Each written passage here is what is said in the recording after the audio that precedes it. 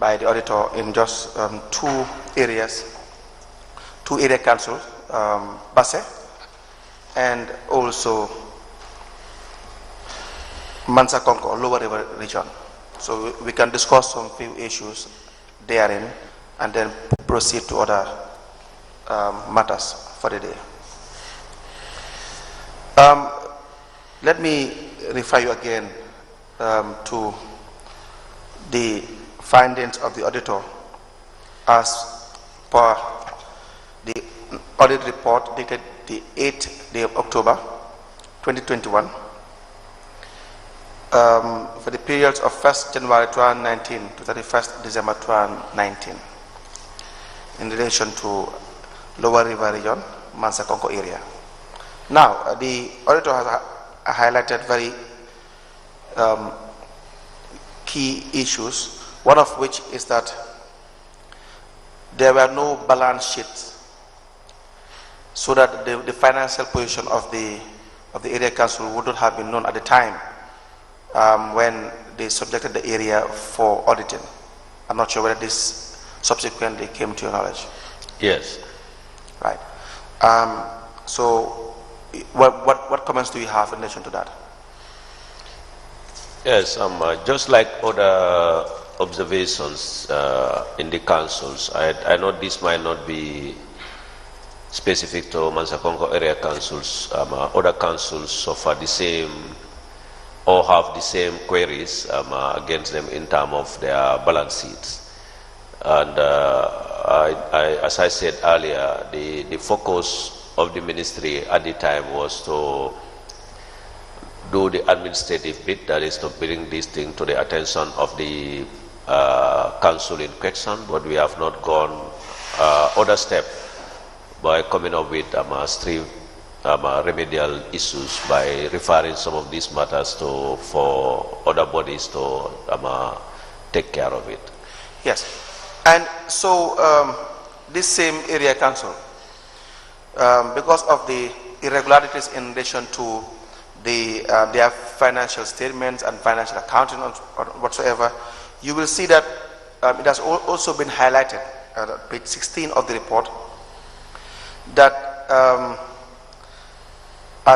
in fact, I will read from the report itself. Review of a sample of payment vouchers revealed that several payments were effected with the authorization of only the CEO. You will realize that he will authorize, he will be the single sole or the sole person in relation to making decisions or determination in relation to financial matters at this level. I'm not sure whether this as well is to your knowledge. Yes, this also, as per the audit query, came to our attention. And just like I said before, the same measures were taken. Very well. I will also go to page 17 of the findings as well.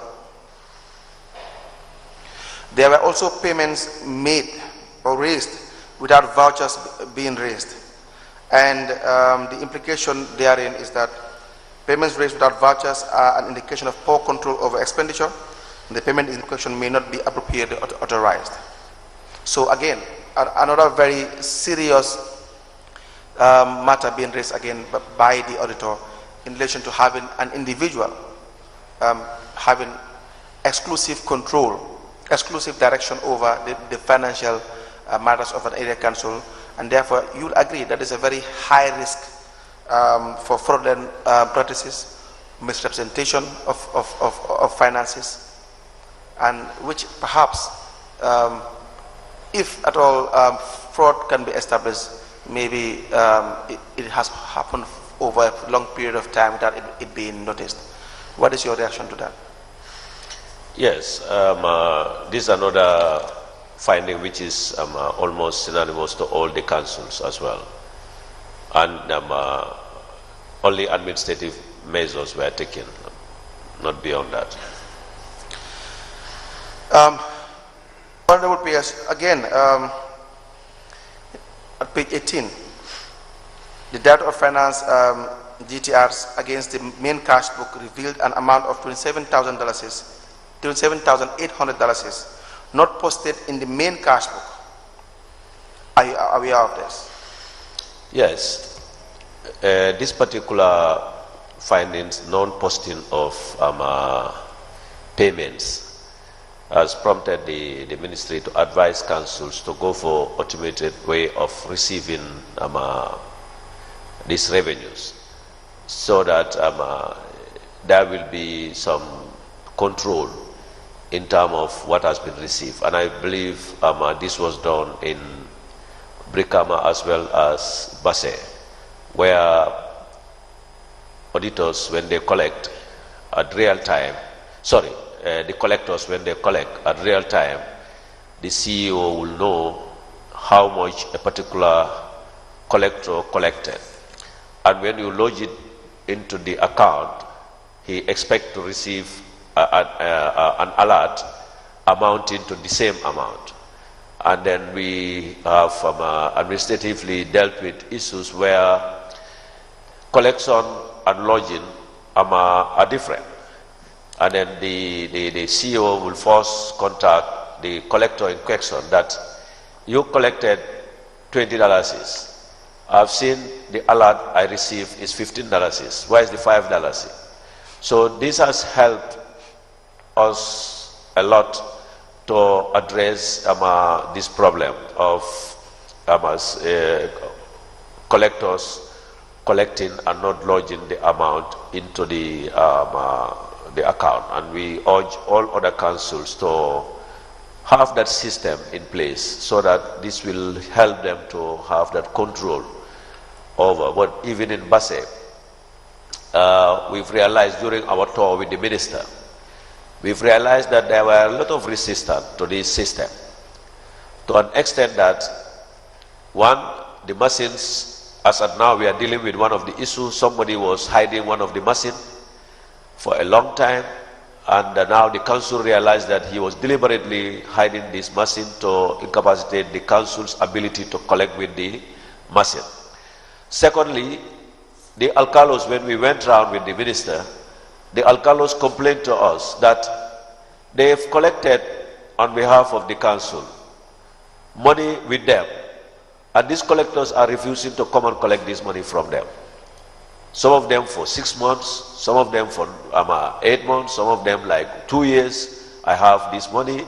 We just advise them because it is just to indicate that the system put in place is not efficient. That's why the revenue has not improved, because the system was supposed to improve the revenue, which was started being seen, and that would have somehow indicate to management that we need to continue on this process.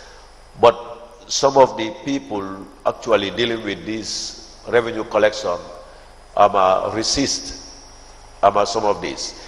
If I may give you an example also, the CEO in Basse, on his first assignment in Basse, decided to disguise, to go to the revenue office when nobody knew him yet, and then just sat down in the office and realized that the revenue collected was actually divided into 3 on a table. And part of the 1/3 was given to the collectors immediately, divided among them. The other 1/3 was given to the supervisor, and another 1/3 was gone to the bank. And this is how he started his reform. Realizing this, now asked them to put the money together and lodge it in the bank. And within, for the history of Basse Area Council, that was the period that we have seen the highest amount of revenue lodged into the bank. And one of the also measures taken was immediately after that, the management, that is the CEO, decided to reshuffle, move some of these collectors from their comfort zone. Like if you are in the market, they move you to the Lumo. If you are in the Lumo, they move you elsewhere. So revenue started changing. So obviously it is right. This has been going on, and that's why people don't want to move from the normal receipting system to the automated system, which will give them control and checks and balances. True. Again, one important point that keeps coming to my mind as well in relation to this Mansakonko area is the fact that the Director of Finance is the very person that does the collection. And how is that possible? Can you tell us more about that? That was the Director of Finance is the collector of the revenue. Is that the normal practice? The Director of Finance, if we say, is the chief collector in the sense that he is the one responsible of all the collectors, but then physically going to collect is not normal. That's not a practice. That's not his job. He has more work than that. So that is the issue here in Mansakonko, and I'm not sure whether is today the first time that you're hearing this. Definitely, this Very one. Well. And again, you will be interested to know the management's response in relation to that particular finding, wherein the director himself had been the collector, and as well there was some financial misappropriation, let me call it that way. And the response, if I may read to you, of the management is that the amount has been confirmed as an unposted receipt numbers. However, it has been accepted by the then Director of Finance, who accepted it as an undertaking to be deducted from his gratuity payment. I'm not sure whether you are aware as well of this response from the yes. And what do you have to say to that? Yes, I think this one, it happens before the audit respond. The Director of Finance actually retired. So there was a struggle between the management and the then Director of Finance to even respond to the audit query, to call him to come as being the action officer to respond to some of these audit queries was difficult. So as a result, when it was agreed that this has been detected, because that time he retired, his payment dues were not processed yet. So it was recommended that, and then he also accepted that. Once they are processing his gratuity, they should reduce this amount from deduct the amount from the gratuity. Yes, but then the further comment from the auditor highlights that in fact that had never happened as well. That practice? No, actually not the practice. The fact that there should have been deductions from the gratuity, it never happened. Is it a further? Yes, a further comment. Yes. From the auditor, yes. Okay. That if that is not done, that is the management deciding, because they've agreed with the Director of Finance. I remember that meeting, that it will be deducted from his gratuity, and then the gratuity was processed. So we expect them to deduct it from that as when they are paying him. What would you say would have been the most appropriate measure in this instance, wherein you have seen clearly that a Director of Finance had engaged in such practice at some point, in fact causing management to resort to deducting his gratuity? What would you say would have been the most appropriate measure in this circumstance? In recovering the fund, the most not only recovering the fund. Yeah, I'm coming. No, just to guide you. Not only recovering the fund, but in fact dealing with this issue, because it's more or less like it is an irregularity. You can call it a fraudulent practice or whatsoever. But it may require investigation. It may require taking some drastic actions in addition to recovering council or state's money. So yes, please proceed.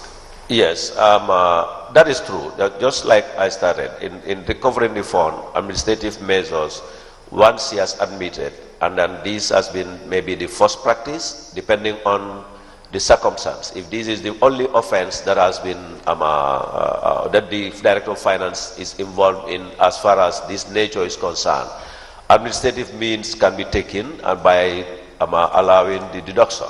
However, if this practice has been there and then it has occurred several times, the matter should have been taken further by maybe reporting to police investigation and also recovering the money from him by force.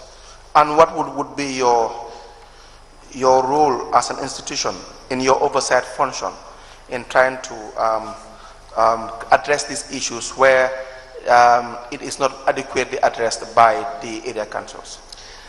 I think there should have been a follow-up to find out whether actually the deduction was made during the time of his payment. Very well.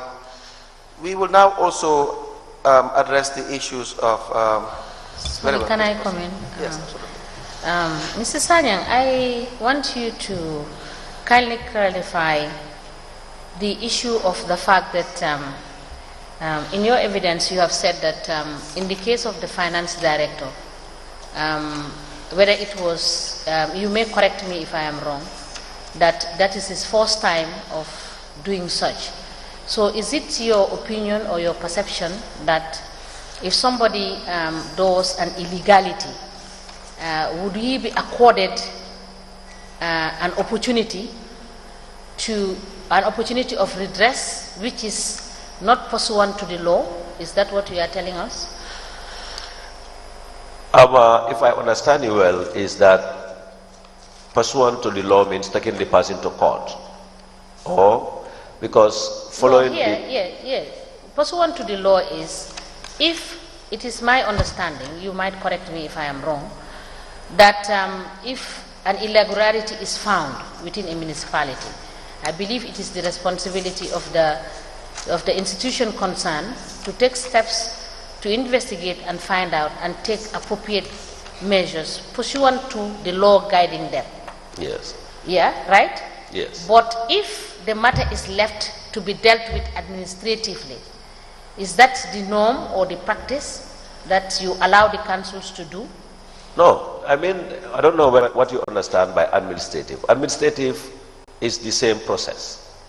The same process means you have to verify and confirm that this is an offense. But administratively, it will require you to find out whether this is a occurrence so that you can take a stiffer measure. Administratively, it will tell you that if this is something that has been reoccurring, you have to apply maybe suspension, dismissal, or any stiffer measure. But if it is a first offense, you are given the leverage to apply redress measures. So that's what I'm saying. If in the event this is an offense which is a first offense and is not an offense that required dismissal, you have to use administrative redress by maybe allowing the person to pay or allowing the person to be discharged or something like that. Those measures is what I'm talking about. Not all offense directly go for dismissal or other stiff administrative action. Some of them have been first offenders, or even in court, in police, they will say it's a first offender. You know, they will give you the opportunity. That doesn't mean the law doesn't take its course. So that's what I'm talking about. Okay, further to that, in this situation, whose decision was it to decide that the money found, the irregularity found that the finance director has done should be deducted from his gratuity? Who made that decision? That's the management. The management of the council asked to respond to the query. And in their query, they called the attention of the director of finance to put to him that this is irregularity, and he admitted that it is wrong. And among their part of their discussion, he agreed to pay it back. And they agreed to that. And they also agreed that it can be deducted from his entitlement. So in the first instance, in that meeting, is there any records to show that this is what they agreed upon, and the party has agreed that he was liable to what was alleged against him? Is there any records to show that? Not at my end. This was not done at my office. But from the audit report, what he's reading, yes, that they discussed with the director of finance, he has agreed. The management respond. He has agreed, and he has agreed to pay it from his gratuity. What prompted his resignation? No, he's retired. He has gone to the age of retirement. Retirement. Yes. All right, thank you. Thank you, Madam Chairman. You will see that, in fact, the Director of Finance had actually have issues regarding unposted collection amounted to the $7,800. So probably that was not the first time that he had these issues with respect to not following due process and not being able to account for monies being collected. Yeah, if I let me make this clarification. Your question is what determined for me to indicate if it is a false offense. But then I'm not saying that this particular offense that he did should have been treated that way. I said maybe probably the reason could be the reason is if this is the false offense, the course of action would have been to have a redress mechanism. But if it is proven that this is a repeated offender, it should be given the full force of the law by taking a drastic action to teach others not to repeat those kind of offenses. Yes, I know exactly what you were saying. I'm just telling you, in addition, that you may not have known about, that in fact there were two separate incidents, which perhaps you were not, with the required information at the time. So again, but other issues with respect to Mansa Konko is that I'm not sure how frequent you do the inspection, but you will see that there are no reconciliations. Like these are across the board problems with respect to so many area councils. I'm not sure whether you are aware of that, but these are common problems that you may find in Basse, you may find in Mansa Konko. In fact, we have already highlighted those issues with respect to BCC as well. So, but one last issue that I want us to discuss before we move, which is also very important for the effective running of the area council, is that when the auditor visited the Lumos and so on and so forth, you will realize that there were no proper sanitation, even in the markets. It was found at a very much bad state. Even toilets, you will realize that male and female toilets, that both men and women are using one toilet instead of having male toilet and a female toilet, for example, and they were not in a good condition. I'm not sure whether in any of your inspections, if any, you found out the state of the market in Mansa Konko and Soma area. Yes, this issue of toilets and their maintenance, sometimes it is available, but it's not properly maintained to an extent that people don't even want to use them. I don't know whether you were once privy to go into Serakunda market toilet. You know, these are situations that we normally see. Sometimes even the public will report some of these issues to the ministry, and then we will call the council in question to make sure that these problems are addressed.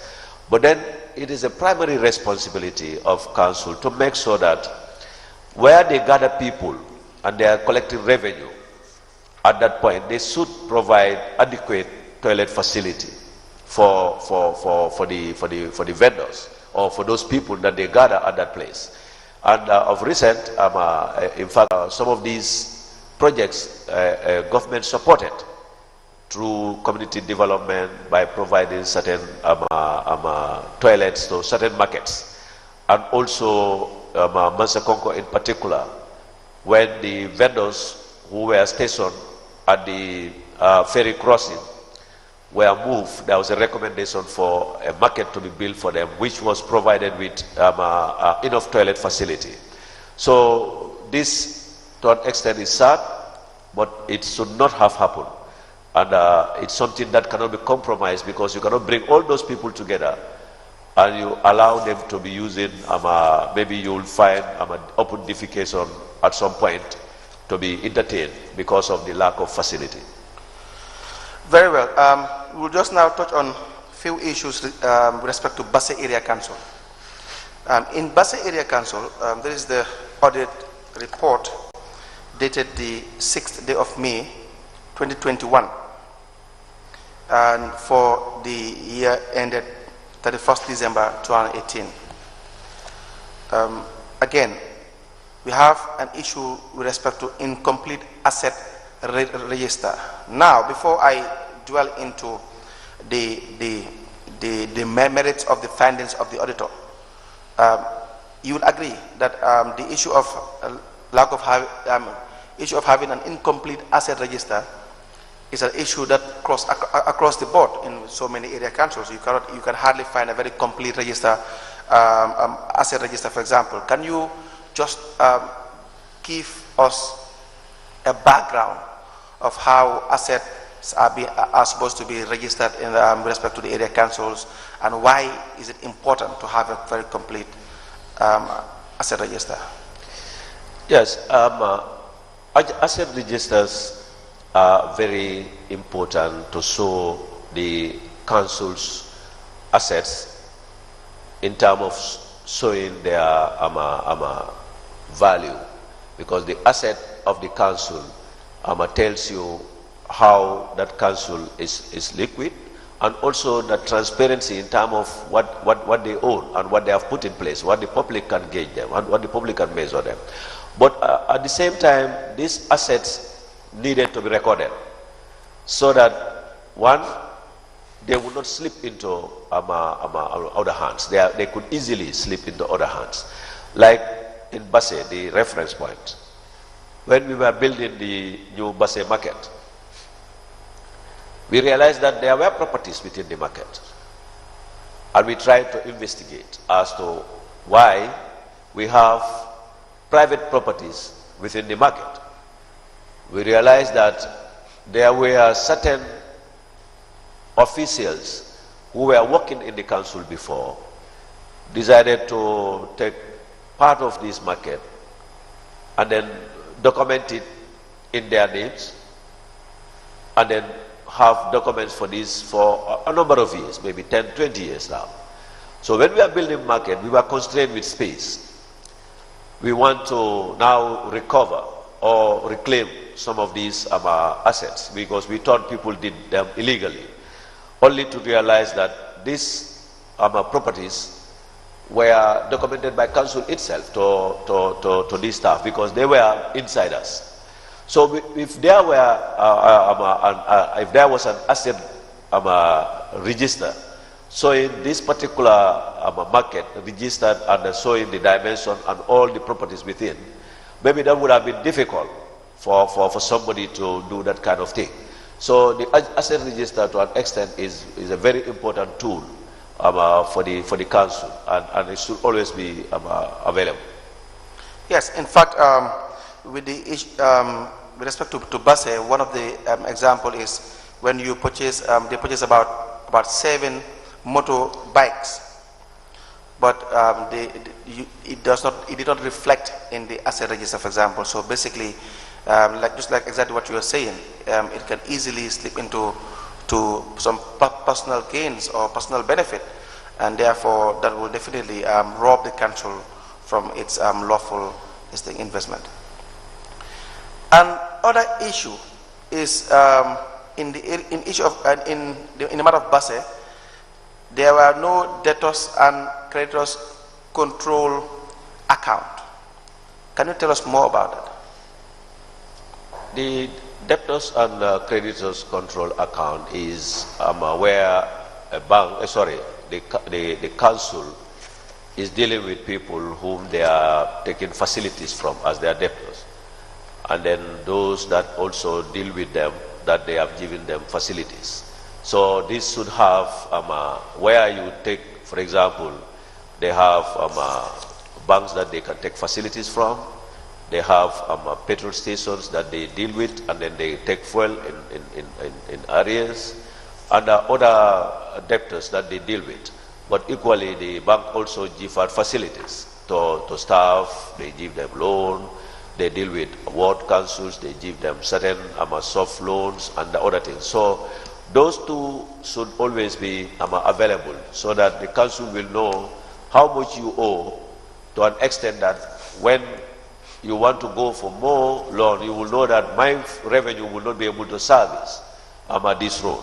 And also where you give out some of these facilities, it should be recorded in such a way that it will guide you as to whether you have passed your threshold of what you set for yourself in giving out loan or facilities outside, so that you don't give out more than what will affect your operations or what will affect the targets that you set for yourself.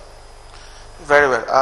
I will stop that here for now with respect to the audit findings, of the key areas in relation to the audit findings. And unless the commissioners have any question with respect to the issues discussed earlier, I may want to move on other issues. Honorable PS, so let's now discuss one of the issues that we have just briefly. Sorry, Council. Let me just ask one question with respect to Bassa Area Council. Mr. Sanyang, it has been noted in some of the reports that there were issues at the Bassa Area Council, and prior to the submission of the audit report, the ministry had knowledge of some of those activities. Can you explain to the Commission what steps you took before you were issued the audit report, and what were the things you found out before the audit report was presented to you? Yes, the last audit, before the last audit, in fact, the CEO once consulted me to say the way he sees the council going, he suspects the director of finance is not steering the council finances well, and he is concerned. And there were issues also that we detected, that receipts books were found being printed at council there by Nigerian, and then this was given to some members of revenue collectors, and they were using this book parallel to the council receipt books, and this money is going into personal accounts. And also there was an instance where it was reported that revenues collected were understated. You collect, for example, from a shopkeeper who was supposed to pay 10,000, you collect 3,000 from him, he will give you 5,000 for your pocket, and council will lose 5 plus the other 2,000, making 7,000. So these were series of issues reported.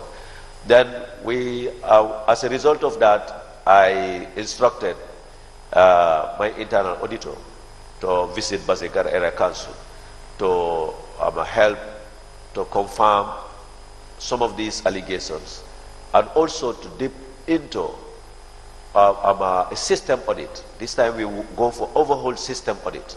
This is not only pointing at revenue, it was dealing with manpower, it was dealing with procurement, it was dealing with all the areas of council. And it is very disturbing that the findings were serious, where we see, just as I mentioned, people paying up to a tune of 6 million into private accounts. And I must say this, we have to commend the audit team, because it's not easy to link somebody's private account to an account when somebody is paying that money directly into somebody's private account. It's out of their suspicion that they had to request for the private account statement of this person, and realize that this account was receiving payments from council staff. So after the process of this, with other findings like procurement issues where procurement procedures were not followed, some of the collectors were understating the amount they collected, and with other issues regarding the financial dealings at the council. When this audit report came out, we first receive it, we share it with the relevant authorities, and we also extracted all the findings, and then instruct the CEO that the first action is he has to make sure the audit report is acted on, which immediately some of the officers who, it is strange to mention this, but the government subvention paid to council 2 million was found in private accounts. Which private accounts? Those Yeah, this one, according to the payments, it affects the Director of Finance. And also, there was a payment that they alleged also to the CEO. Then when we detected this, we called the attention of the council. The monies were paid back. As far as the payment for the CEO was concerned, he said this money, I don't know whether they had loaned themselves or what, but then he paid back the amount. The Director of Finance could not pay, who was instructed to also pay back immediately the amount, because this was government subvention meant for a project. The other disturbing, and the balance of this was 100,000, it was about 200,000 out of 2 million. The other amount could not be ascertained, and then we asked those officials to pay back the balance of the money. Equally, we realized that there was a project that was being run. I think this was a road project. And this road project, if the contract sum was like 2 million, the project ended up paying 5 million. And the Director of Finance was questioned as to how comes you pay until you pass the contract sum. He said he could not realize. Then he was asked to also recover that amount in excess from the contractor. And as a result, this audit report, as of now, is with the police, and as of now, the police are in Basse, trying to confirm some of these things, and some arrests are made, and some statements have been taken regarding this particular issue, some of these issues. Yes, just last question, then I'll give it to you. Did you receive similar reports from other councils that warranted your intervention, and can you highlight on them? Yes, we received a similar report. One of it is the ones we acted on. One of it is BCC. BCC also, we received a complaint and also an audit report. Some of these is that there is a payment of about 9 million for Ziare in Senegal, and the council fund is not supposed to go beyond Banjul to KM, much more to Senegal. And these are some of the findings that came out with vouchers of payments. So we also, at that point, subjected this to the national audit for a verification before we moved to the police. But this was all overtaken by the commission. That's why those processes are allowed to, the investigators will come up with some of these things, because we have the documents that are produced, hard documents that are produced to collaborate some of these payments. For the purpose of clarity, PS, are you telling the Commission that at the level of the Banjul City Council, 9 million was spent on the issue of Ziare? Yes. And that you are now availed with the vouchers of the people that have been paid of that money? Yeah, the councillors, the then councillors, I think the 5 elected councillors and 2 nominated councillors came up and then extracted some of these payment, either vouchers or receipts from the council, and then provided them for further investigation. This was reported and submitted to us as a ministry. Then we subjected to a further investigation by the audit to verify and then take appropriate action. So is this information you are giving us, is it contained in the audit report of the PCC that has been done by the auditor, or is now subject to investigation? Yeah, because we wanted, once this audit verification is done, we would have submitted this to the commission. But the response we got from the national audit is that they don't say all, but they said most of it. They did not give us as we expected to say A is true or not or whatever, but they wrote to us back to say that most of the issues raised are in the audit report. I was not very much clear with that, in the sense that I was going to expect that I would say section 21 of our audit refer to your complaint number 2, so and so that I can easily relate to them and I can make sense out of them. But then it was a general comment to say most of these things are reported in the audit findings, and they said they are coming to do a new audit. Maybe some emerging issues will also be revealed in their new audit.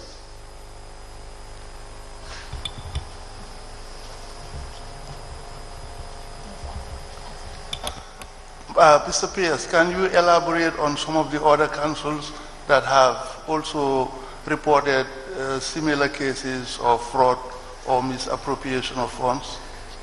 Yes, we also, at the Kanife municipality, we have reports of one, the Mbalit project. The Mbalit project was one, first the price of the vehicles was said to be inflated, and also the Mbalit project, the concept was the project was going to fund and repay the loan.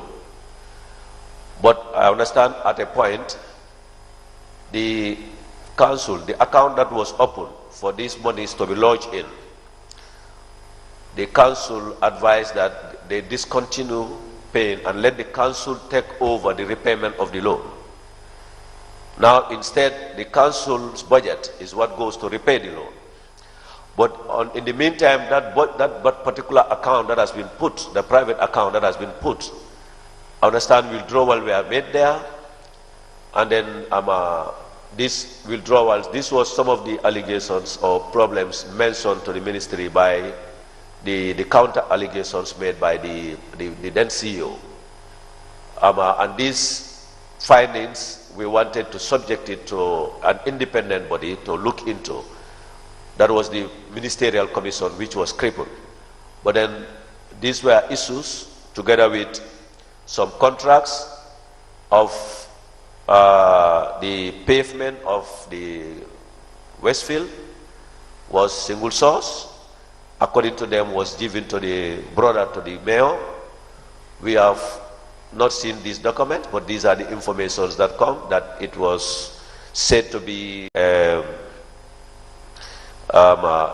sort of, I don't know what was the right word they used, but it was sort of the brother was helping the council. But I think the project cost, if I caught it right, about 60 million or some 6 million or 60 million. I'm not sure about that. But the process, according to the deputy mayor, did not follow the due process. And also when they were going for the contract for the buses, I think we all recall when the council applied for duty waiver and instructed the ministry to contact, to liaise with Ministry of Finance to avail them a duty waiver. And our position is this contract has never gone through the right process. But notwithstanding, go and put up a proper request, because this is the benefit of the community. Even though the initial process has not followed the due process, but now that these materials are already in town, and you have already used council money and paid, then which duty are we asking to be waived? When already, when we said go and put your request in order and then enable us to go and then approach Ministry of Finance, they want to launch this on a particular day and they don't want that day to miss, they pay to central government. And now they said we should ask for duty waiver. We said that's contradictory. You cannot pay and I waive the duty for you. You have already paid. So that is abandoned. When it goes to the consolidated fund, we cannot withdraw that back. So it should have been the reverse. Yeah, and also at Brikama Area Council, we have a situation where I think still people start approaching us, where a team of individuals were revenue collectors. And these revenue collectors were found to be doing something unscrupulous act or mismanagement, and this matter was reported to the ministry, and we sent it to the Service Commission then to look into it. And the Service Commission said they want a further advice whether we can seek the support of Internal Audit Directorate to go and look into this matter and confirm. So we informed the Directorate of Internal Audit. They went in.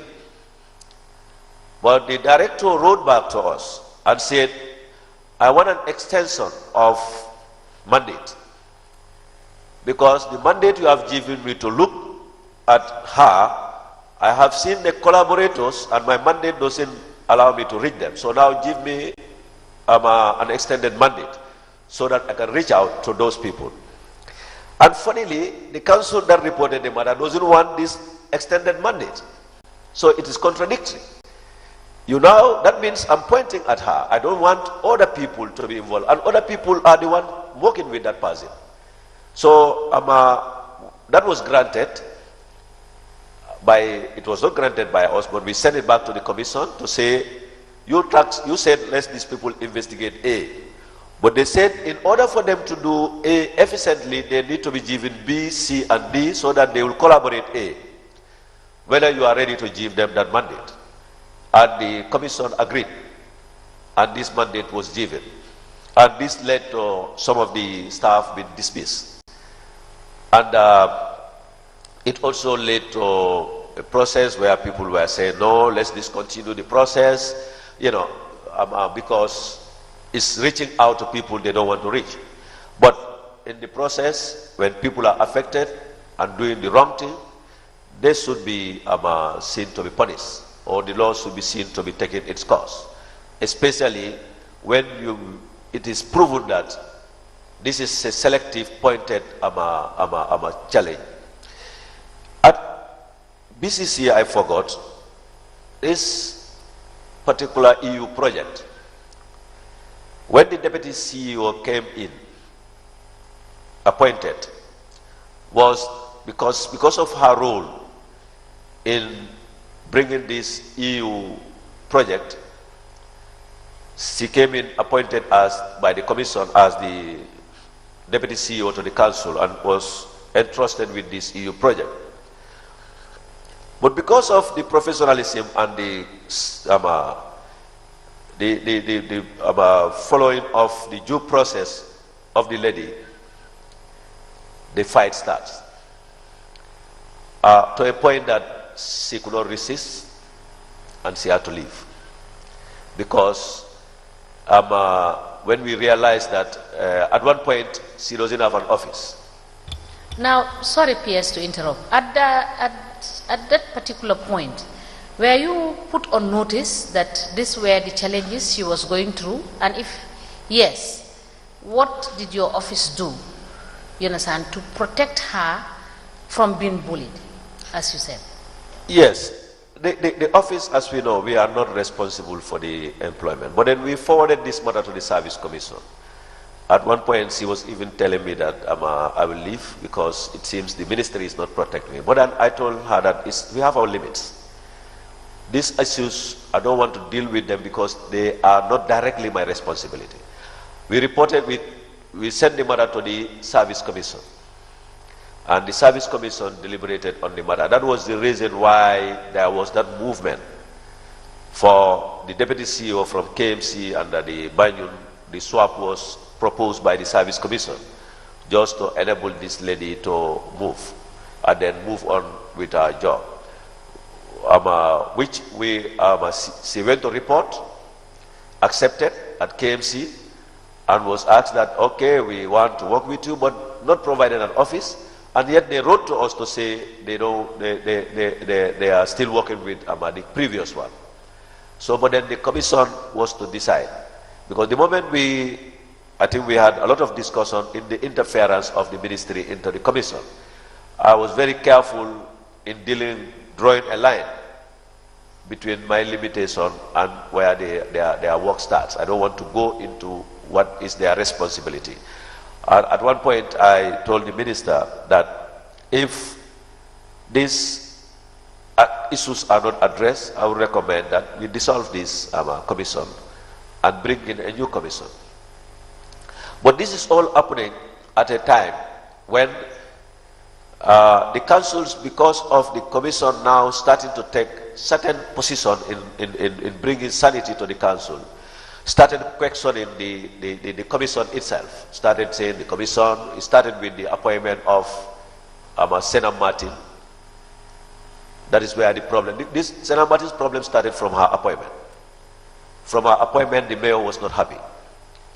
And that's where the problem starts. From there, it came to Kajali, the deputy mayor, who was given the position, and the mayor has to write to the commission to say that that process, he feels, should have been re-advertised. And the commission said we stood by our position to give Kajali because he was the most qualified person at the time.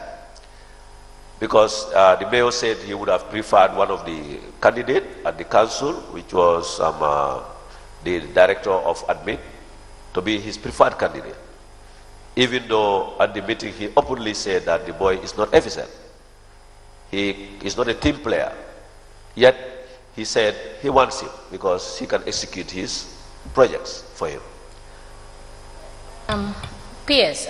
We have a little bit of a difficulty in understanding the actual role of the ministry, the commission, vis-a-vis with the role responsibility of the internal mechanism of the municipalities. Because if I stand to be corrected, you have told us here that correspondences are directed, you have given instructions that correspondences should be directed to you before it goes to the commission. So my view is that if correspondences are to be directed to you before it is taken to the commission, it means you are privy of the information or the issues before they get to the commission.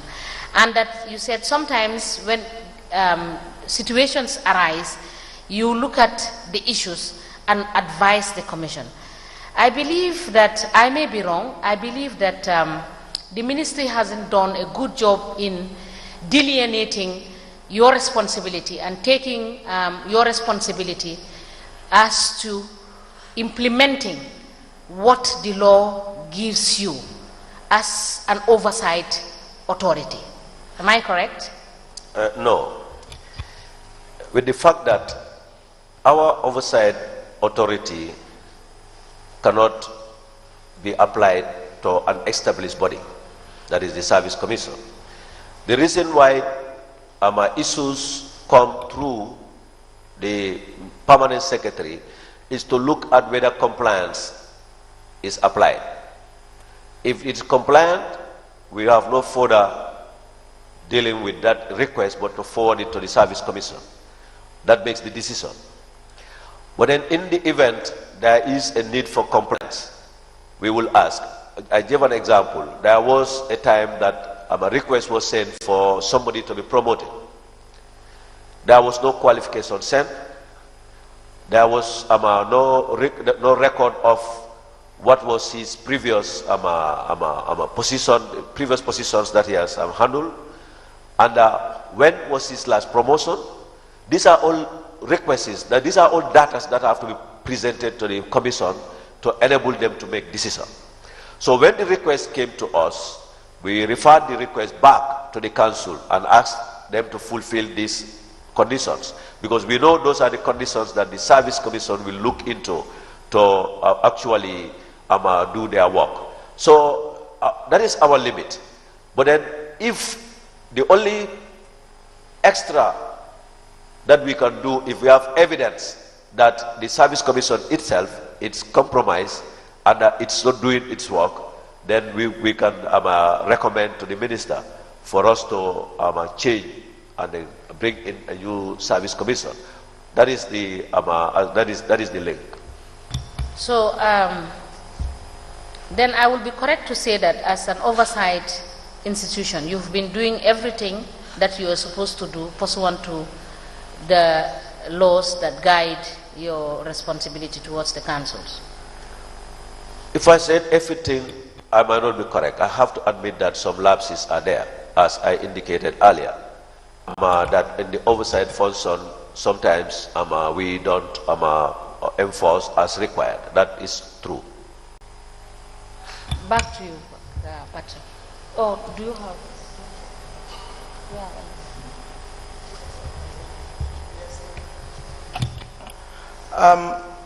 Pierre Sanyang, does council resolution supersedes the legislation? No. Council resolutions are where they apply. And in the powers of the council, it is clearly stated that the council can only apply their powers where it doesn't infringe into other bodies that are set up by that the act, where their action doesn't infringe on their mandate. Otherwise, they needed to take permission, approval from that body first before they can do that. Thank you. Any more questions from the commissioners? Council, you can proceed. Thank you. Thank you very much. Thank you very much, Honorable Chairperson. Honorable PS, maybe we discuss the issues regarding the Senator Martin and KMC issue that you have just started to discuss. We have earlier on in the previous sittings discussed briefly about the KMC and Senator Martin issue. But if we can have a in-depth discussion regarding that matter, it will be very helpful. You have highlighted just moments ago that the issue with Senator Martin started at the very point of her appointment. Can you please elaborate more on that? Yes. During the appointment of Senator Martin, as required by law, the interview is attended by observers. That is, in the case of a CEO, the mayor or a chairperson will be present. And in the case of a CEO, the ministry is represented at the level of the permanent secretary, otherwise a deputy permanent secretary, because these are senior positions where you need to guide the commission. And during the interview, we had somebody, this is the current director of Admit, Yahya, who was actually the mayor said was the candidate. Can you please give us the full name? Yahya Jammeh, if I could remember. Very well, please proceed. Yes, and during this interview, Serap happened to be the successful candidate. And after the interview, we were asked to give our view, even though it doesn't make any addition to the decision of the the service commission. So during that intervention, the mayor did commend Senabu for being successful. She was not there then, but she commend that she's been selected to be the mayor, the CEO of the council. But have concern that that the lady was working in so many places. Maybe might not stay in KMC because he was working with Gamcel, I think Gamcel or Gamtel, and later moved to GBOS, if I could remember, and moved to applied for council. But then after the interview, we all agreed that the deputy CEO who applied for, current deputy CEO who applied for both CEO and was shortlisted, and also a deputy CEO, and he was shortlisted in that one also.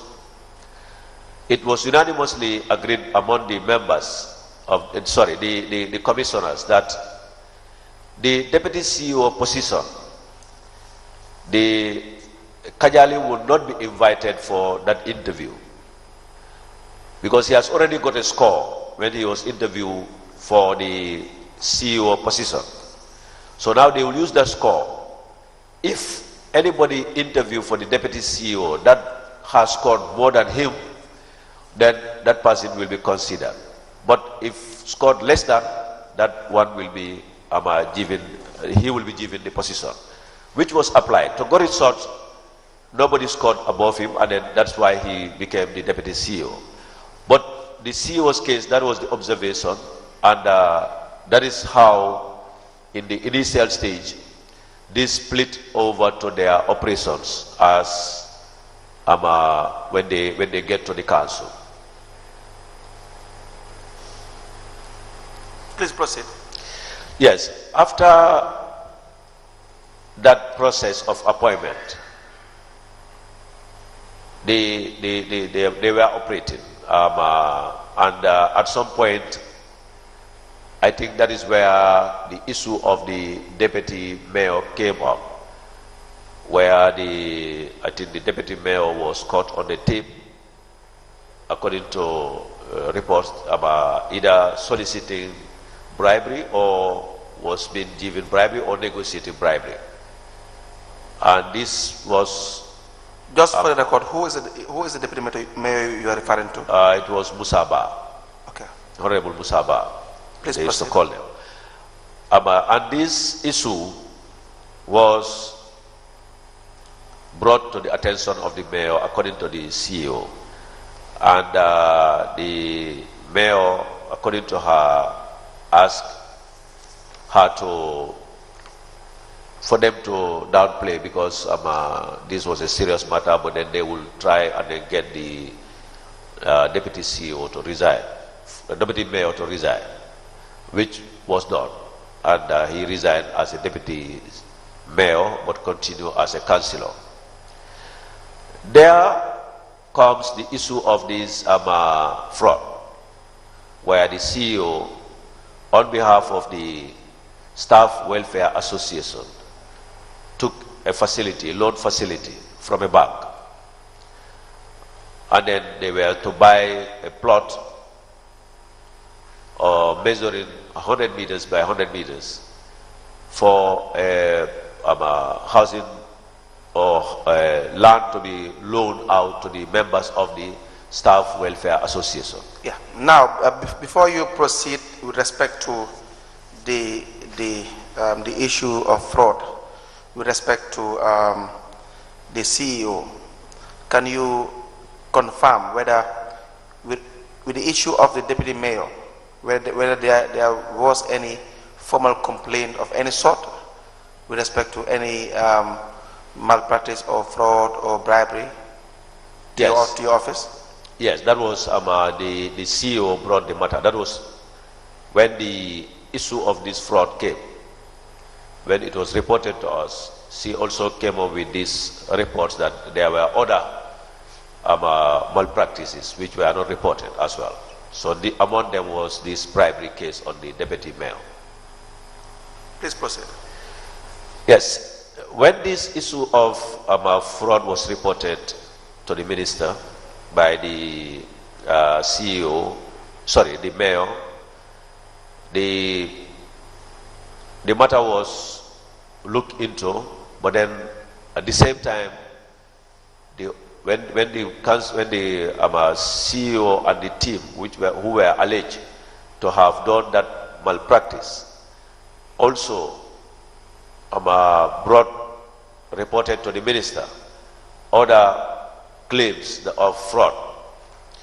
So by the act, the minister, if he looks at some of these issues and he considers them to be grave in nature, he is to constitute a commission to look into it so that it can now be an independent body. And in the process, he needs to constitute first an inspection to confirm, to collaborate, or to go on the ground to look at this. And this inspection team was also constituted. When we constituted the inspection team, I decided to include some internal auditors into the inspection team. The inspection was supposed to do by our inspectorate unit. But for balancing, I requested from the internal auditor to give us about 2 or 3 people to join our inspection team to go on the ground and do the inspection so that they come up with a report which will also help as a fulfillment of a condition to now go ahead with the commission. When was this? Which year was this? This was around 2011, if I could remember. Sorry, 2021. 2021, Yes, proceed. So when this issue of inspection was done, the inspection report was provided, and now the minister decided and confirmed that the issue at hand, being grave in nature, has to constitute a commission to look at the claim and counterclaim and other issues that have been mentioned so that they can come up with recommendations that will be implemented. This was what brought about the setting up of the commission, the ministerial commission at the time. And the ministerial commission was challenged in court, and then that brought about some of the powers of the commission being seen as not appropriate, and as such the commission could not proceed. So that's how other issues added led us to the commission of inquiry into all the councils. Now, with respect to the issue of Senator Martin, now were there any steps further taken by the council in relation to the allegations of fraud against her, apart from reporting the matter to your office? Yes, the council went ahead and then passed a resolution to indefinitely suspend her. And this is what we found to be wrong. I remember. And why is that wrong? Because it's not the mandate of the council, and resolution cannot be passed on other bodies' mandate. So please tell us, whose mandate is it to suspend indefinitely or suspend the CEO? Disciplinary matters are responsibility of the Local Government Service Commission. Please proceed. Yes, and we have 2 issues here. One of it is the fundamental thing that people are not focusing on is who did the offense and against who. Is what is fundamental here. It's alleged that the CEO, together with about 5 others, if I could remember, 5 or 7 others, did made an offense. But against who? This is where we are not focusing on. Against the council staff association. This is a private, independent body who have no connection with the council, and they can redress their problems through taking them to police or taking them to court directly, because this is not a council arm, it's an official arm. These are staff that come together to set up an association. So are you saying that if the CEO is found to have committed criminal actions, but not against the council, then the council cannot take any step? Is that what you're saying? That body, even though it is against staff association? yes, that body, the staff association, is a body, and they have the rights to take the CEO and report the matter to the police. I agree. Yes, I and agree with also, that. yes. My point is whether as well you are saying council cannot as well address the issues of fraud or any form of criminal activity in relation to a very high-ranking staff, the CEO. Is that, is that your point? That is my take is the council should not unilaterally take a decision when they are not being authorized. We agree with that. Let's say for now, your position is very clear that the manner in which council went about indefinitely suspending the CEO is wrong, and that's your position. Yes. And you've clearly highlighted that it should have been taken to the commission, which is the right body. Yes. Again, but the point that you've highlighted that we have to have our mind as to who the crime is committed against. Yes. And your position is it is committed against the staff association and not the council. Yes. So what is your point there? Are you saying that because of the fact that you opine that the crimes have been committed against the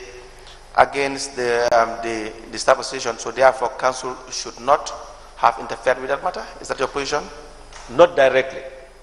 The staff association should take, if they want, they can report her to the employer, that is the council, and council can either put her request for her to be put on administrative leave when the matter can be investigated until she is proven innocent or guilty, and the appropriate actions can be taken.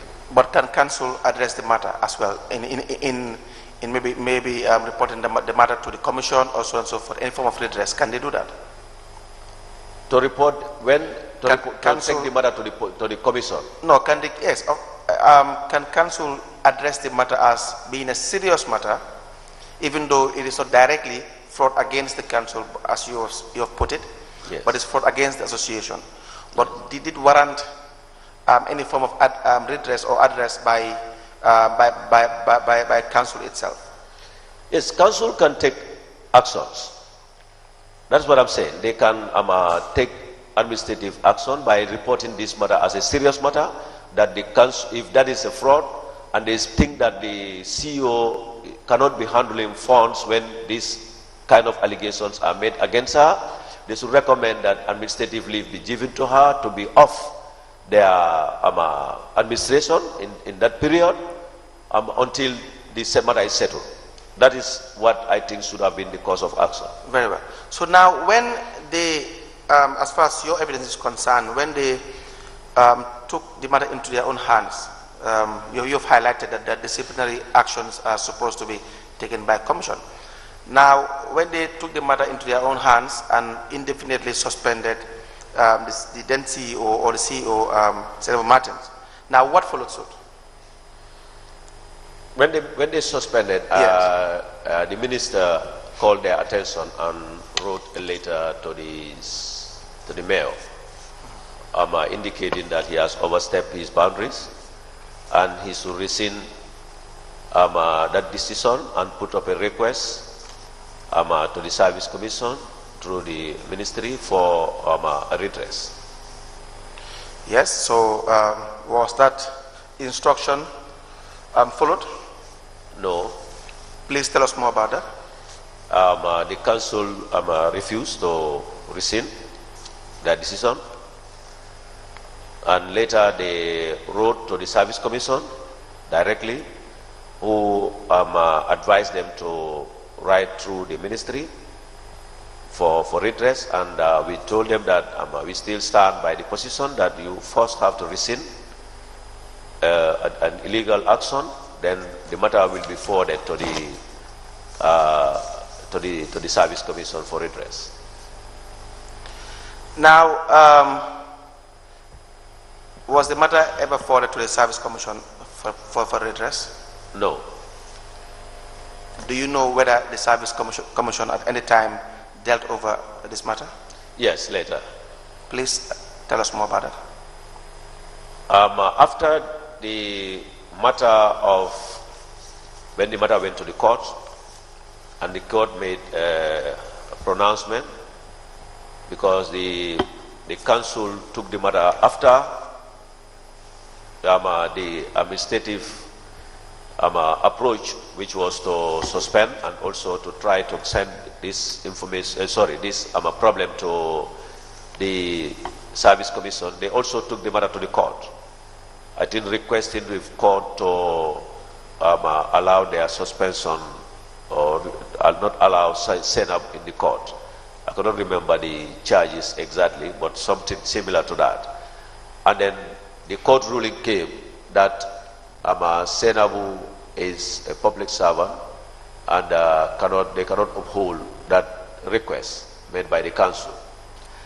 And when this judgment came, my office wrote to the Ministry of Justice for the interpretation of this particular judgment, whether it means that Senabu should go back to her office. And we received an advice through the Ministry of Justice that yes, since they said they cannot stop her, then she can go back to the office. Then we now forwarded the matter to the Service Commission. We first used the administrative means. We asked KMC to allow Senab back following the ruling as the oversight body. But they wrote back to say they will not allow it. So the matter was forwarded to the Service Commission, who made their decision that she should go back to the office. And this going back to the office was communicated to the council with a lot of communications where she went back to the council maybe 3 or 4 times, being rejected. And then at the end of the day, eventually, we had to now make sure that I can say, put her in the office. That was done. And later, the Deputy CEO was also instructed to hand over by the Commission, to hand over to the CEO responsibilities. And there was a memo, a council resolution, a memo passed to the Deputy CEO from the Office of the Mayor, telling him that if he act in accordance with the Service Commission, is in contempt of the council resolution. And if any contempt of that council resolution will tantamount to some kind of action. So the CEO had a choice, the Deputy CEO had a choice to go by the Service Commission decision and maybe face whatever is coming from the council as being a contempt of their resolution, or to go by the position of the council and now face any consequence that comes from the decision of the Service Commission. And the Deputy CEO chose to go by the decision of the council. And the Service Commission, after several correspondence to him, in fact, at some point, the chairman of the Service Commission wrote to the Deputy CEO directly. And then this was not adhered to, and they have given him an ultimatum that on or before this date, you have to hand over. And when this was conveyed to them, the council sent in a letter to say that they have now transferred their, administrative and also they have promoted or uplifted the deputy CEO. I don't know what name they have given him. I don't know, chief administrator or chief what? That is a name given. Anyway, I cannot recall. But then, in addition to that, they also informed us that their lawyer will be dealing on their behalf, because maybe they are going for campaign. Our line of communication to the council is to the admin arm. I don't write to the mayor directly. I can copy him in the letter for his information, but I write directly to the CEO or the deputy CEO, as the case may be. And the letters addressed to the council were sent to the deputy CEO as the default head of the council. Then this particular request from the commission, until he was invited for disciplinary hearing.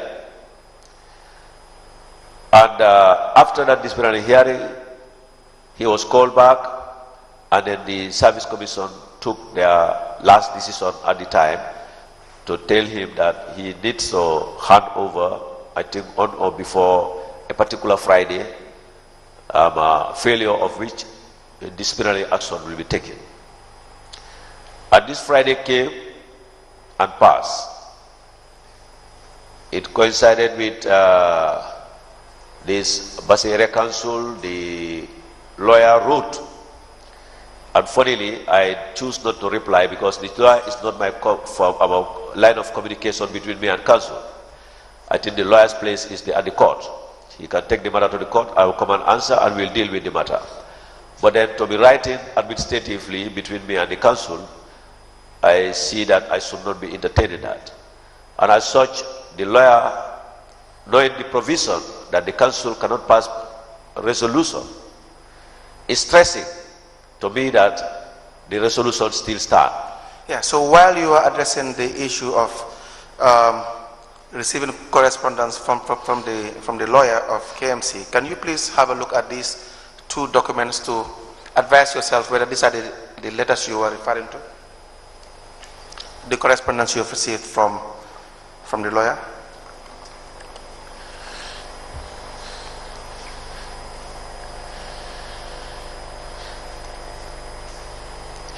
Yes. Yes. Can you may advise us on the reference of those letters before we? Yeah, one of it, which is dated 14th of April 2023. This was the last letter, if I could remember. Yes, addressed to the permanent secretary, reference number 62 stroke KMC stroke volume 2 stroke 42 stroke SLP. This is address the is final instruction to hand over to the chief executive officer and warning for insubordination. So this was what we conveyed. The heading was what we conveyed from the service commission. And the second one as well? Yeah, the second one was the one which was previously sent, which was on the 28th of February 2023. And the reference is 62 stroke KMC stroke volume 2 stroke 40 stroke SPL, addressed to the permanent secretary, request to hand over to the chief executive officer KMC. Yes, Honorable Chair, if it pleases the Commission, we may apply to tender these two letters received from the lawyer of KMC to the addressed to the permanent secretary in evidence as an exhibit before we now dwell. Very well, Counsel.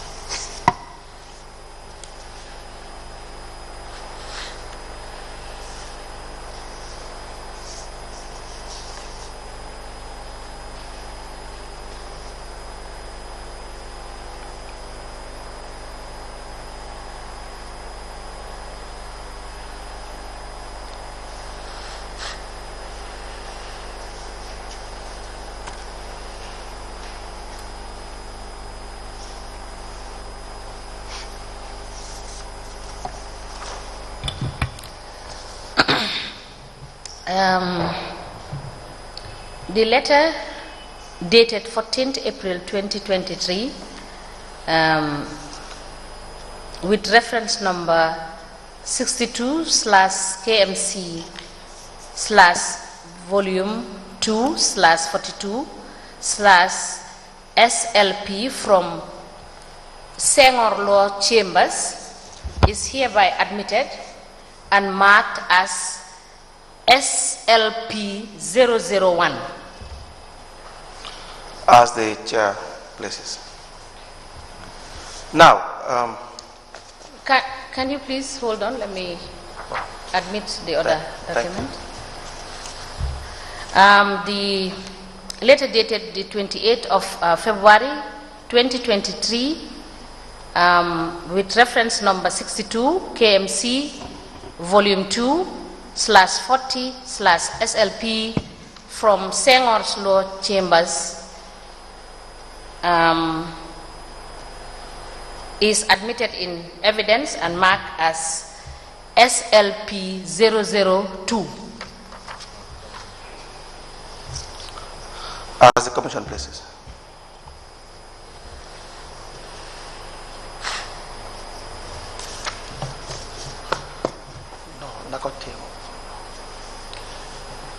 Now, you've also, before you proceed with your evidence, you've also made mention of several correspondence from the Commission itself, letters that they have written to the Deputy CEO at the time, and also you have also made mention or referred to certain letters being written to the Commission by KMC as well, and the instructions that you have written as well to the Deputy Chief Executive Officer in relation to handing over to the CEO, Senator Martins.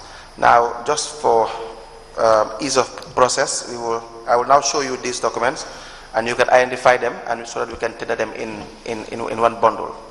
Okay, thank you.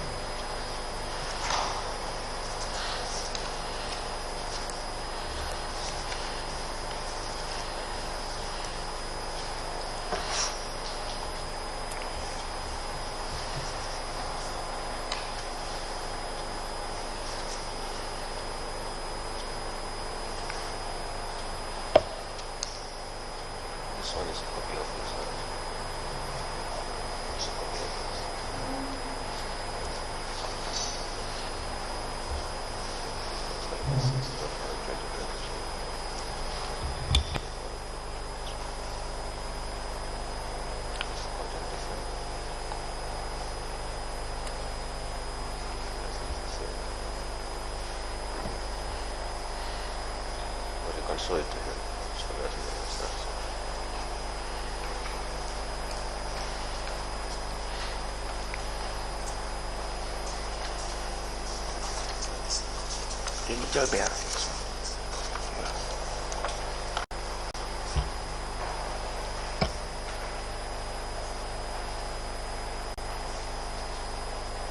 This one.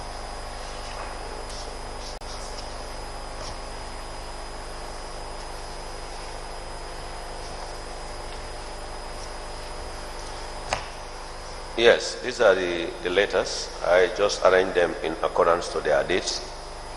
Very well, thank you. You may hand over to the chairperson. Shall we apply to tender the letters in bundle as identified by the witness? It encompasses the correspondence between the Office of the PS, Local Governments and Land, the Local Government Service Commission, and the KMC,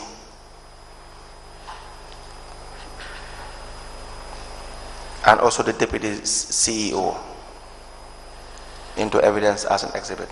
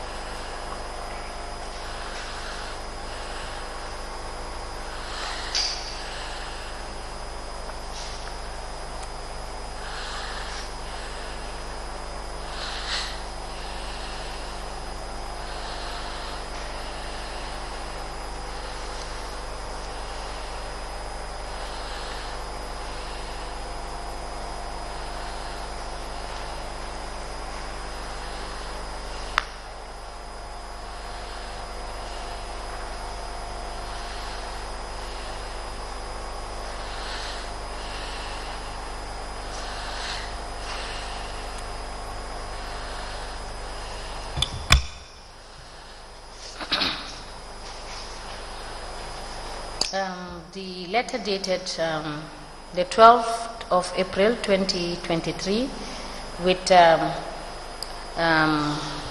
file number LM 35/131/01/1/5 in brackets 124 is hereby admitted and marked as local government LCG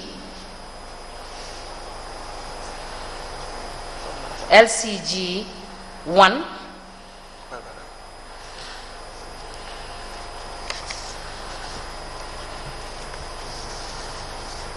The letter dated 9th March 2023 with file reference number LM 35/131/01/5 in brackets 119, that is the folio number, is hereby admitted and marked as LCG 2.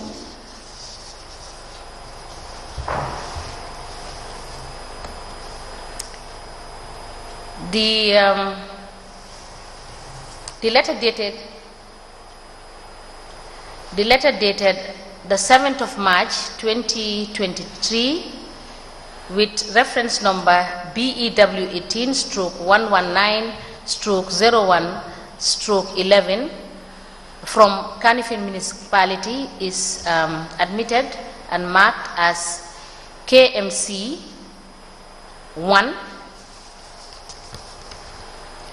The letter dated the 8th of February 2023 from the Local Government Service Commission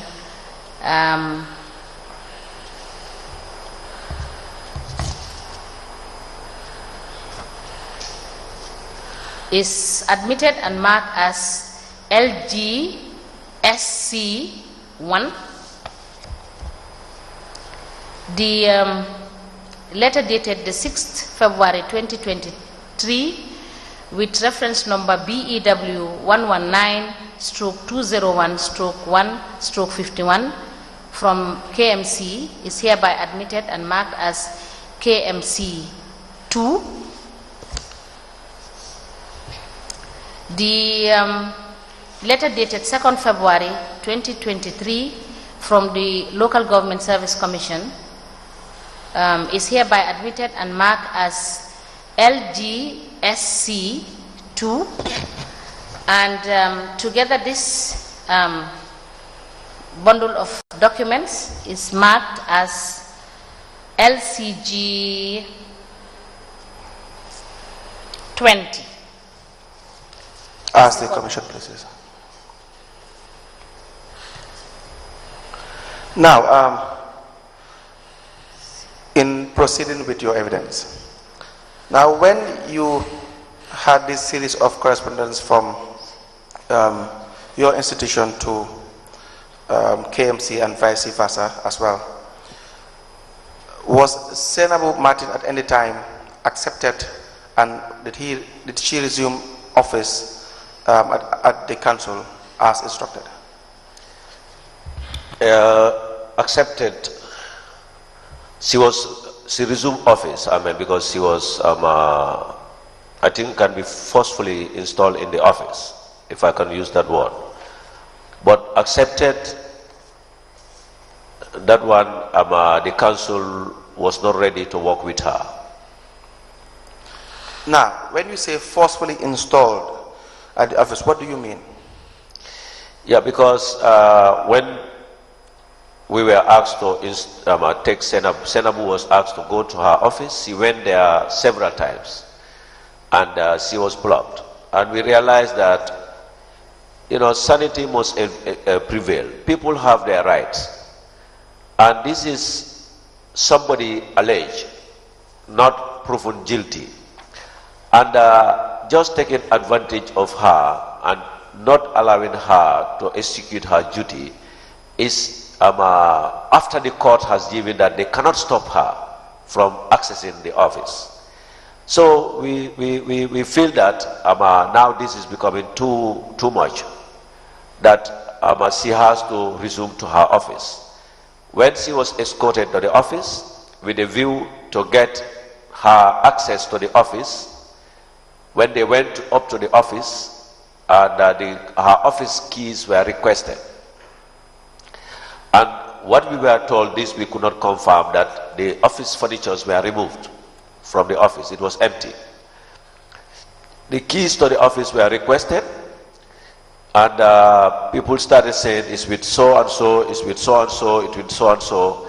And at that point, a carpenter service was secured to open the door and then replace the key and then allow her access to the office.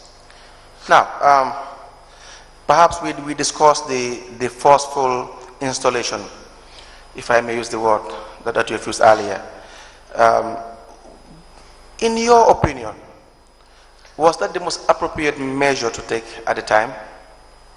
Under the circumstances, yes. Why do you say that? Because all measures were taken and nothing was adhered to.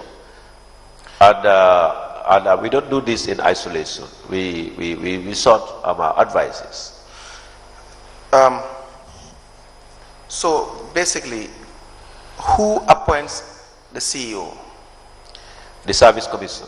Who reshuffles the CEO? The Service Commission.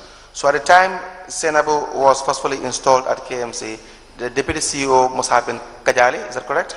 Exactly.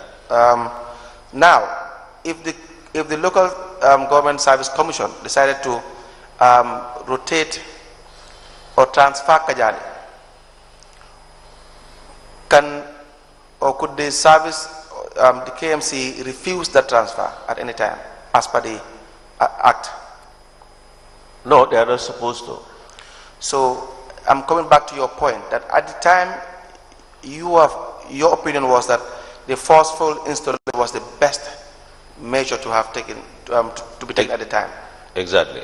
So again, do you think, or don't you think, that if that is supposed to be the practice, do you not think that it will cause more chaos and possibly any form of civil unrest if government decisions are supposed to be executed forcefully at any given time?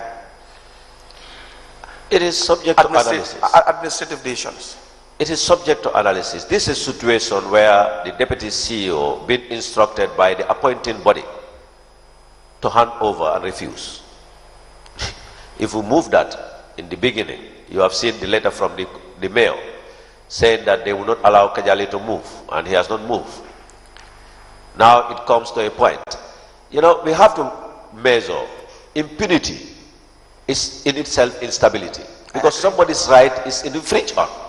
So if we don't address that, we are also exposing the system to a similar thing, a similar allegation that it could lead to civil arrest because somebody's right. Remember, there was a time that the people wanted to come to the street and install Zainabu. And then you must have heard that in the social media, the calls for her to be installed forcefully, which was stopped. Those people calling for that were advised that this is a lawful country and they should not take the law into their own hands. And Zainabu was also asked to tell anybody who want to do such on her behalf to refrain from that. So, but then we also have a catch-22 situation here, where somebody's right is being trampled on for almost 1 year. This lady was sitting at home. The council is suffering. She is not working. The council is paying the salaries. The person in the meantime signing checks is not the rightful person to be authorizing checks payments and authorizing transactions. So now all this after being solved, there is still resistance that the person should not be put in the office. To me, at some point, hard decisions have to be taken and a consequence be faced. And to me, that could have been the most appropriate action. When you say somebody's right, whose right are you referring to here? The Senator Martin. And what are the rights that you think were in question? That her right to be in her office, because she's just been alleged, she has not been suspended rightfully, she has not been expelled. The court says she should go back to her office. She should go back to her office. Now, I think this is more of a non-adherence to rules and regulations and laws that have been laid down for the effective administration of our governance structure than the rights of an individual. What I see here is, as you have highlighted in your statement, misunderstanding of roles or duties or boundary lines. So I'm not saying you're wrong or you're right. I just want to understand your opinion. But with respect to the rights of an individual, I don't think the Senator Martin and and KMC is actually an issue of right. It's more or less like an administrative issue, not adherence to the rules laid down, to the laws laid down. What do you think? You mean to say that suspending Zainabu illegally is not infringing on her rights? No, I am not dwelling on the issue of the suspension of Zainabu, whether it is lawful or not. We are trying to understand, like you have highlighted in your statement. You have clearly highlighted that there are clear misunderstandings with respect to boundaries here and there, who should suspend who should discipline who, that the council at some point took it upon themselves to indefinitely suspend Senator Martins, and then you will see as well that you have told us that is the rule of the commission. So that is not what we are talking about. We are in no way trying to glorify the actions of any individual, but the process to be done. We are trying to see and outline what the best procedure would have been in addressing administrative issues. Now, I don't know whether you understand. So yeah, now the issue is, when you said that you forcefully installed Zainabu because her rights were being violated, I think it is more of an issue of non-adherence to administrative policies and laws and regulation. The Local Government Act has outlined procedures to suspend someone and so on and so forth, and how to go about it. The non-adherence is an infringement, and it depends on the law that you don't adhere to. What does that apply? If I'm supposed to receive my salary, somebody did not give me my salary because he doesn't adhere to the law, he has infringed on my right. Equally, Senabu is a senior public servant supposed to occupy her office. No clear case of proven her wrong or committing a crime. And there are redress mechanisms that can be followed to hold her either liable or unliable. So refusing her office is infringing on her rights. Very well. Now, when you find out as an oversight institution that a particular council is exercising its powers ultra-vires, that exercising powers that they don't have, and in fact, when you highlight that those actions are of a grave nature, what does the law say that you can do? If the minister Yes. considered a particular offense grave in nature, he can set up a commission of inquiry.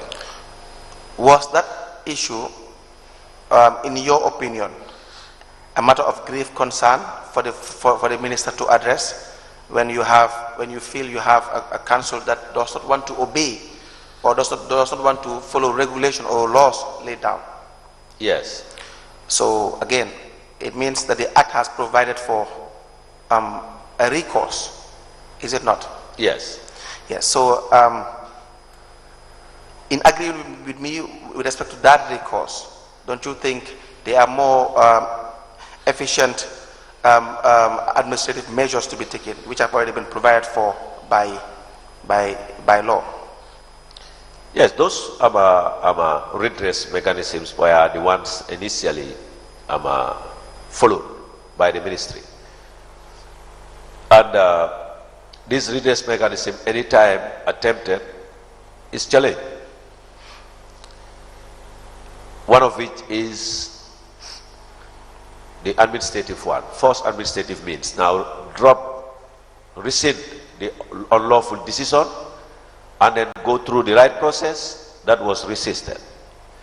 The second one, after receiving 2 different complaints and also an inspection report, the minister, considering that the matter at hand is grave in nature, constituted a commission of inquiry.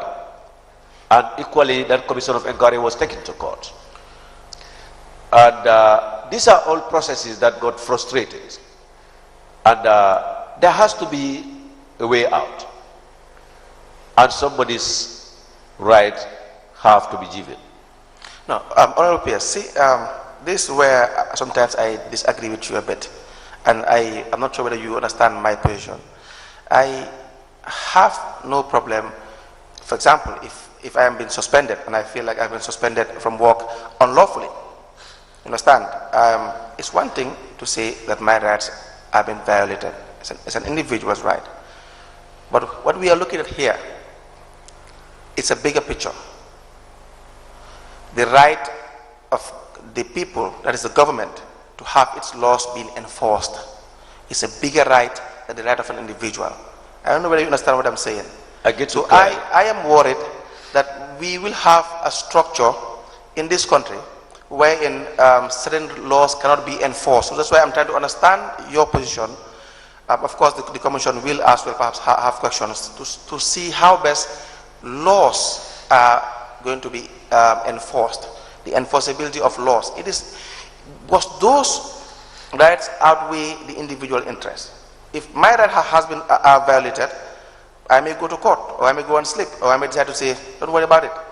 But if the country is not effectively governed by laws that we ourselves put in place, don't you think it's more of a bigger concern than the individual right?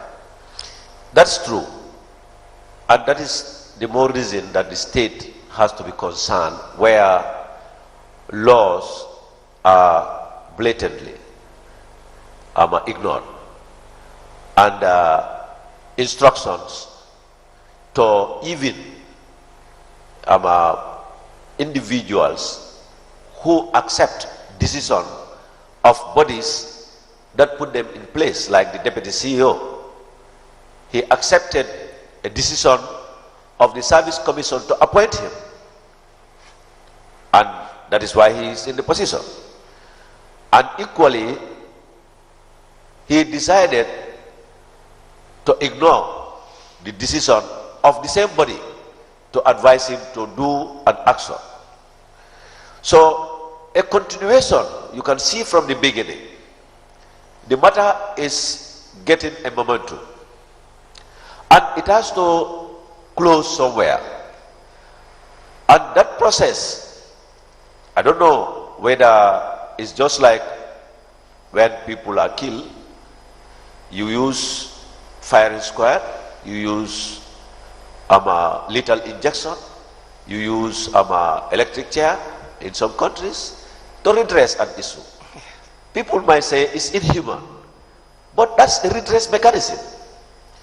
And these are things that we need to know, that these are issues or redress mechanisms that has to be put in place to bring sanity.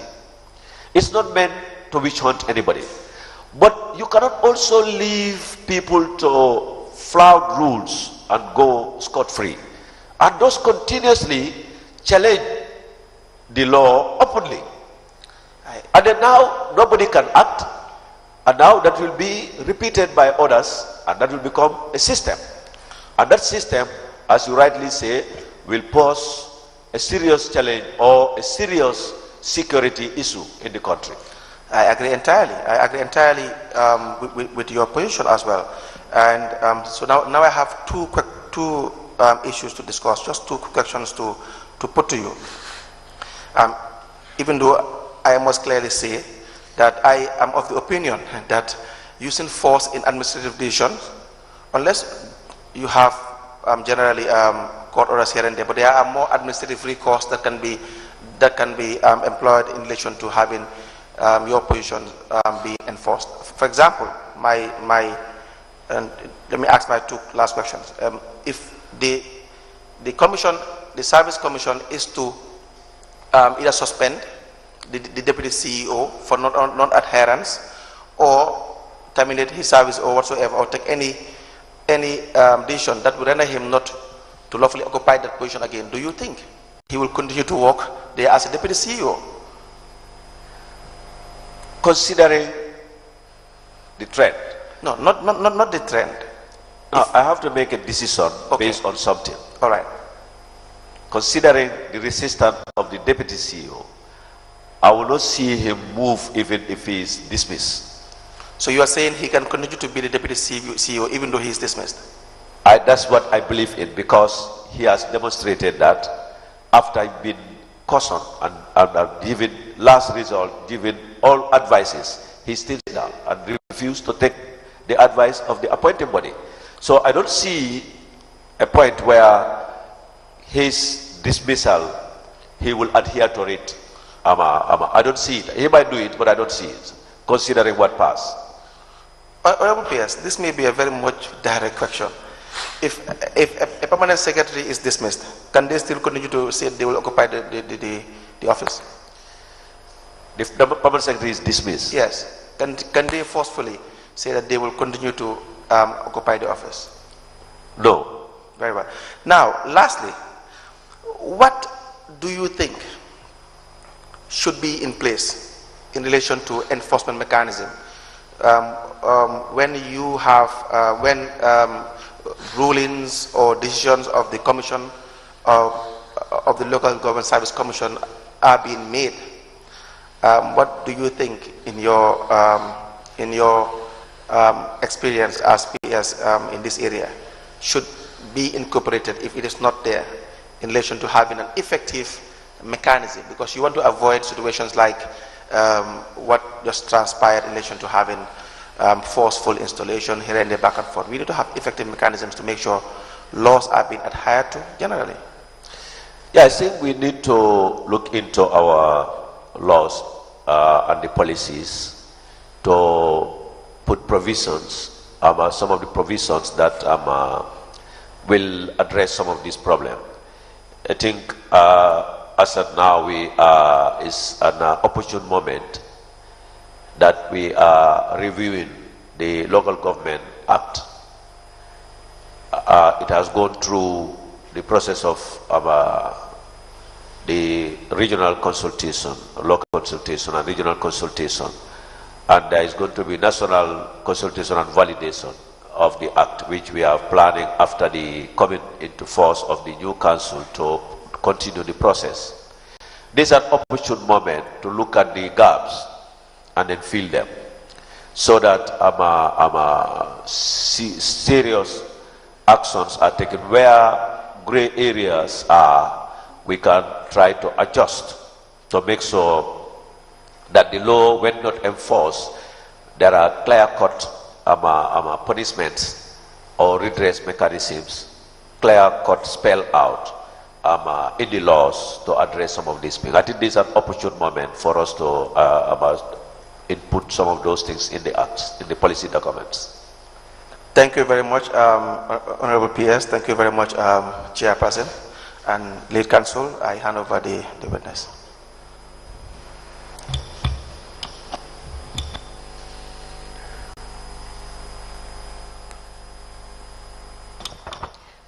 Mr. Sanyang, I just had a question.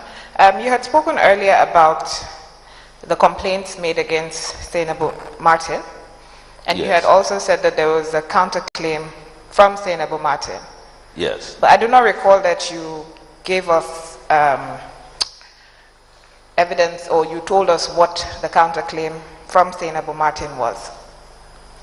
Yeah, I made mention of a few of them. That is, she talked about the contract regarding the Malik project, as well as the pavement issues. And if I could recall, there were other issues as well. That is regarding salary advance to councillors. It also revealed deduction from 186 staff, and also the issue of alleged bribery to the deputy mayor, staff appointments from 2022, where there were staff appointments that were not following the due process. These were at the unilaterally stoppage of deduction. There were issues that were related to some of the deductions on people's loan, or were unilaterally stopped as a favor to them. This we could not substantiate. We subjected to inspection report. Those were the things we added to the claim made by the mayor, so that the inspectors will be able to look into all those and then inform the minister, advise the minister accordingly. Okay, so the investigations into all these issues are ongoing. The inspection report was done, even though it does not capture all the issues. That is also another issue. But then maybe, I don't know whether you avail the inspection report. No. Okay. That would have been my next point, to ask you if we can. Yes. The inspection report. Yes. Yes, I can provide that as well. Can you tell us how soon we'll be able to get a copy of the inspection report, as well as the other documents that you have been requested to provide to the Commission? Can you come again? Can you give us an indication of how soon the Commission can get the inspection report and the other documents that you have been requested to provide? Yes, some of them I have already gathered them. Okay.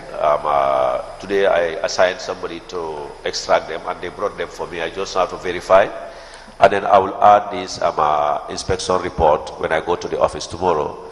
I don't know whether it's in one of the files you have. You have not come across it? No. Yeah, because it was done the same time of this particular engagement. I'm surprised that it's not in that file.